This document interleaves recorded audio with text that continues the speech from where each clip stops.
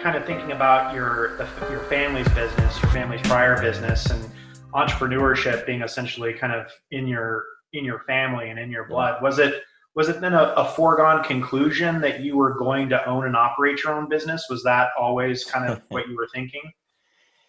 I think for me, yes.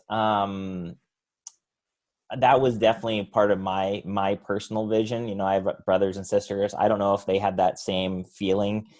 Um, they both don't own their own businesses as of yet. They may in the future, but so for me though, yes, it was a foregone conclusion. Even though, so part of my plan was to work at a couple of agencies and then maybe start a business after maybe 10 years of working in the industry. And what ended up happening was I ended up getting laid off at my agency that I had been working at. And I was like, well, why not try it now? And, one of the things that I was really passionate about was testing out running a business that was really based on values and purpose. And, if there's something that's been really popular over the last few years that's come about. It's called a benefit organization, a B Corp. Uh-huh. And that was something I'd never heard of back then. But in large part, that's kind of what I wanted to run, which was an organization that instead of just being focused on shareholder profits, to be really focused on basically your entire value chain. So helping grow your vendors and your employees and obviously your clients, but your environment, your community, really like having an impact on many, many channels. And, we are currently in the process of completing our B Corp certification, which is really difficult. It is not an easy application process. It's been about 6 months, and I think it sounds like we've done enough work now to where we'll be able to get certified in the next month or so.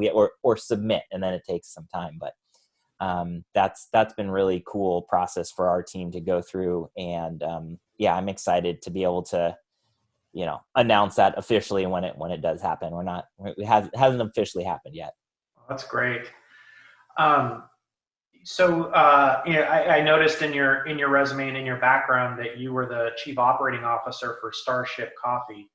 I'd love to hear a little bit about that role, and maybe if there was anything that you learned during that experience that you were able to apply to leading into a digital.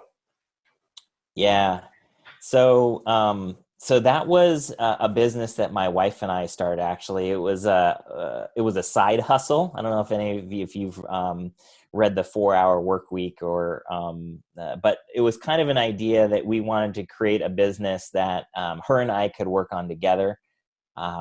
We had tried her being an employee of Intuitive, and that that didn't work out so well.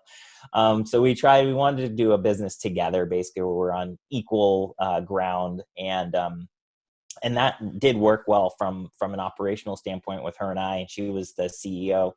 And, in terms of things that I learned, I learned a huge amount about how difficult starting an e-commerce business is.